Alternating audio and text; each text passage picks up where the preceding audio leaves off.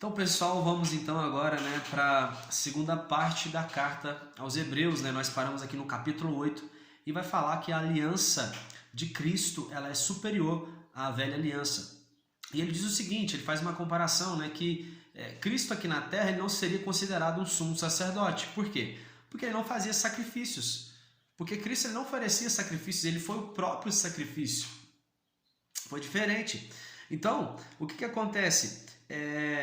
Ele vai dizer o seguinte, que Deus ele fez essa nova aliança, Ele fez uma nova aliança com a casa de Israel e de Judá. E agora ele não gravou as suas leis ali simplesmente em tábuas de pedra, mas gravou ali no coração e na mente do homem, E ele vai dizer, olha, ninguém precisará mais ensinar, conhece o Senhor, pois todos me conhecerão, desde o menor até o maior, Então, Jesus, quando ele proclama ali essa nova aliança agora, gravada no coração do homem, ele torna antiquada a primeira aliança. Então, ele vai falar agora sobre a questão também dos rituais mosaicos, que eles eram imperfeitos. Ele vai falar sobre a questão do tabernáculo, que era constituído ali do átrio, do santo dos santos. Vai falar ali, do altar, que era oferecido o sacrifício, a bacia para poder o sacerdote se lavar, a mesa da proposição, os candelabros, porque tudo isso tinha sabe, eram objetos sagrados, mas, isso de nada adiantava para poder ligar realmente o homem a Deus. Não era um sacrifício perfeito. O sacrifício perfeito foi Cristo ter morrido na cruz. E vai dizer, olha, o sumo sacerdote uma vez por ano se apresentava com o sangue do sacrifício pelo seu pecado e pelo pecado do povo. Agora Jesus ele fez um único sacrifício. O sacerdote, o sumo sacerdote, ele ia uma vez por ano para poder oferecer sacrifício. Mas o povo ele levava ali ofertas ali, para os sacerdotes sempre, entende? Mas no Santo dos Santos, no local onde se falava com Deus, era somente uma vez por ano. Então o que acontece? O sacerdote fazia isso, e ele tinha que repetir isso várias vezes. Todo ano ele tinha que repetir essa mesma atitude. E agora Cristo não. Ele fez isso somente uma vez. Ele não vai fazer isso de novo. Ele não vai morrer na cruz mais uma vez. Ele morreu somente uma vez, porque isso foi suficiente para poder pagar o preço pelos nossos pecados. Certo?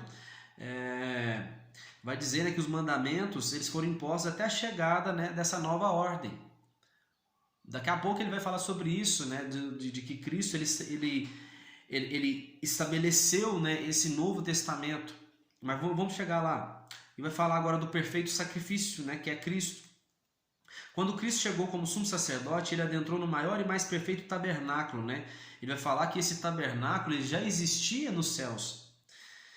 E esse tabernáculo ele não foi construído por mãos humanas, não pertencente a essa criação. Não mediante o sangue de bodes e novilhos, porém mediante o seu próprio sangue. Ele entrou no Santo dos Santos de uma vez por todas, e não uma vez por ano, como os sacerdotes faziam. O sangue de Cristo ele purifica a nossa consciência de comportamentos que nos levam à morte, para que sirvamos ao Deus vivo. Vai falar que Cristo é esse mediador dessa nova aliança que nós temos com Deus. Ele morreu também em resgate por todas as transgressões cometidas enquanto vigorava a primeira aliança. Então aqueles que serviram a primeira aliança, eles não estão em descrédito, não estão em desvantagem, melhor dizendo, porque Cristo também, o sacrifício dele foi por todos esses que ainda estavam sob o jugo da primeira aliança, certo? E aí ele vai falar sobre essa questão do testamento, porque um testamento é o último ato ali, que o testador ele tem de deixar qual que é a sua vontade. Então, o testamento ele só vai entrar em vigor quando o testador morrer. Então agora, Jesus, enquanto ele estava aqui na terra, ele estava vivendo sobre o Velho Testamento. Porque ele ainda estava vivo, ele fez um novo testamento, a nova aliança é representada com a vida dele. Só que enquanto ele estava vivo, essa nova aliança não podia entrar em vigor. E ela só entra após a sua morte. Certo? Então quando ele entra com essa nova aliança, ele se torna antiquado a primeira já não tem mais valor. Eu vou dar um exemplo prático disso. Por exemplo, uma pessoa que para numa blitz e ela está sem o cinto, de repente o policial para ela e vai aplicar uma multa nela dizendo, olha, de acordo com a lei, você devia estar usando o cinto, como você não está usando, eu vou te aplicar uma multa. Aí imagina que aquela pessoa vai dizer assim, não, mas de acordo com a lei passada, eu não sou obrigado a usar cinto. Aí o policial vai dizer para ele, tudo bem, essa lei existia, mas ela é antiquada, ela não existe mais. Existe uma nova lei que agora obriga você a usar o cinto. Percebe isso? A nova aliança, ela torna antiquada a primeira aliança. Então nós estamos sobre essa nova aliança, não mais sobre a primeira aliança.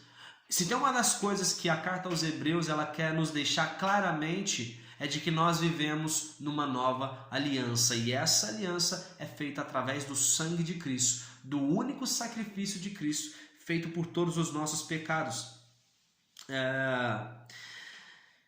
O que vai dizer mais?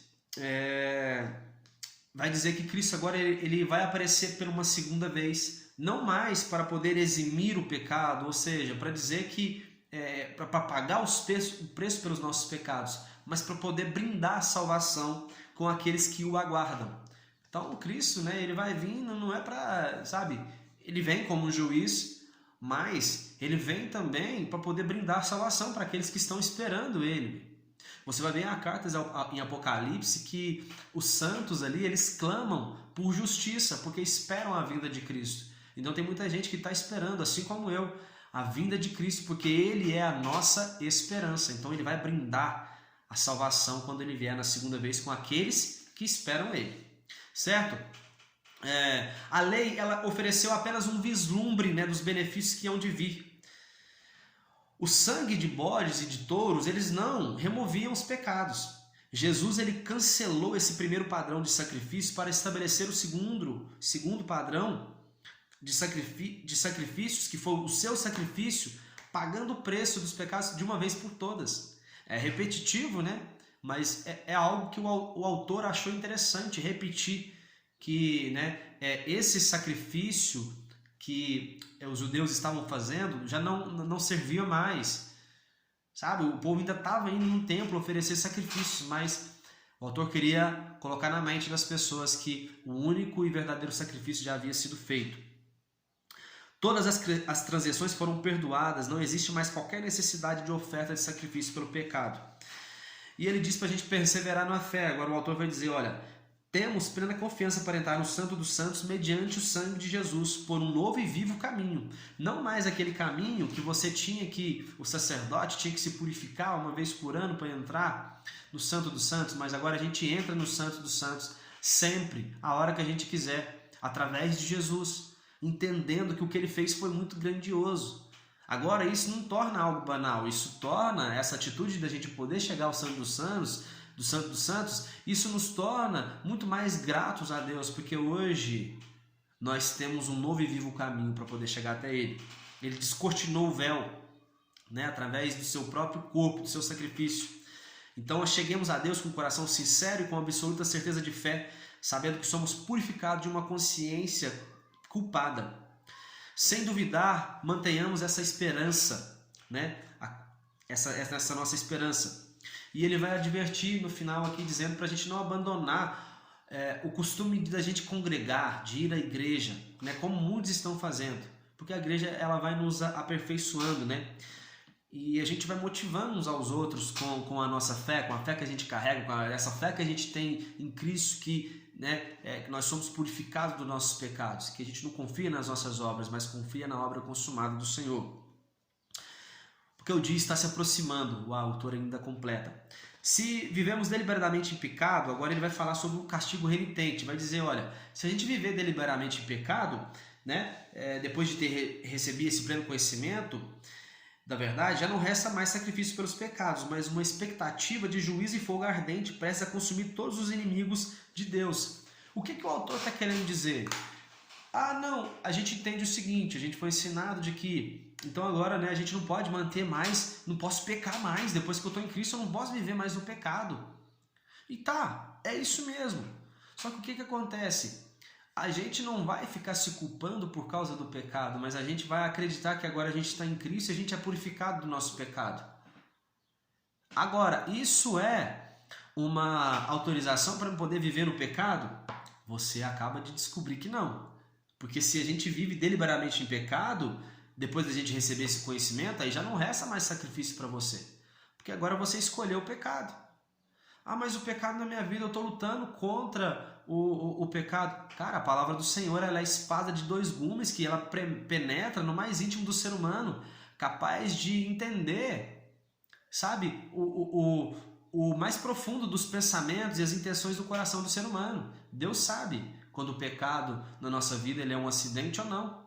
Mas a gente não deve deixar de acreditar no perdão do Senhor. Porque se a gente nega isso, a gente nega que a gente pode ser perdoado no Senhor, a gente está correndo o risco de cometer um pecado imperdoável. Sabe? É o que nós lemos aqui de Hebreus, no capítulo 6. A gente tem que entender que, né, nós somos perdoados. Enquanto a gente estiver acreditando no perdão do Senhor, acreditando nesse favor do Senhor, aí sim a gente vai, né, realmente a gente vai continuar acreditando, né, no Senhor, e a gente não vai receber o juízo, não vai receber aquela sentença ali, né, de Hebreus 6, que uma vez que você recebeu, né, a Cristo, é impossível você, né, se você continuar pecando, é impossível você retornar, é impossível você ser aceito de novo por Cristo, por viver no pecado. Entende, pessoal? É isso. E outra coisa que o autor agora, para finalizar, né, para a gente terminar essa segunda parte, ele vai dizer assim para os judeus aqui, né, endereçados dessa carta: vocês suportaram grande provação nos seus primeiros dias, né, até mesmo seus bens foram confiscados por estarem convictos de possuírem bens muito mais superiores, né, do que vocês tinham, bens que vão durar para sempre. Então, o povo aqui que estava, o remetente dessa carta, o autor estava dizendo agora que eles entregaram até seus bens ali, né, em amor a Cristo. Então está dizendo de um amor grande que eles tinham. Portanto, não abandoneis a vossa confiança, né, pois nela há grandioso galardão. Vocês necessitam de perseverança, pois vos afirmo que aquele que vem virá e não tardará. Então, né, é mais um conselho aqui que o autor dá, agora semelhante ao que Paulo dava, né, para que o remetente dessa carta, o povo dessa carta, provavelmente os judeus ali de Jerusalém, para que eles não aceitassem outro tipo de ensinamento, né, para que esse ensinamento que eles aprenderam, eles continuassem, perseverassem na obra consumada de Cristo, naquilo que Cristo fez, né, na vida deles, não aceitassem outro ensinamento.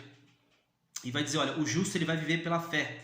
Contudo, o que retroceder, minha alma não vai se agradar dele. E nós sabemos que muitas pessoas aqui no Velho Testamento viveram pela fé, não foi pela lei. Você vai ver como Abel, Enoque, Noé, Sara, Abraão, Isaac, Jacó, José, sabe, todos esses, Baraque, Sansão, Jefté, todos esses homens, Zacarias, Isaías, é uma lista infindável, viveram pela fé. E é desse modo que a gente vive. Nós hoje, o justo viverá pela fé. Essa palavra é para nós.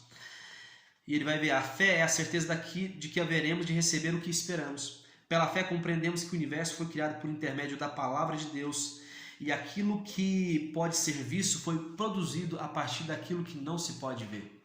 Então, finaliza aqui o capítulo 11, né, falando dessa essência, né, do sentido aqui da fé. Então, já já a gente volta aqui com a terceira parte da carta aos Hebreus. Deus abençoe você, em nome de Jesus, um abraço.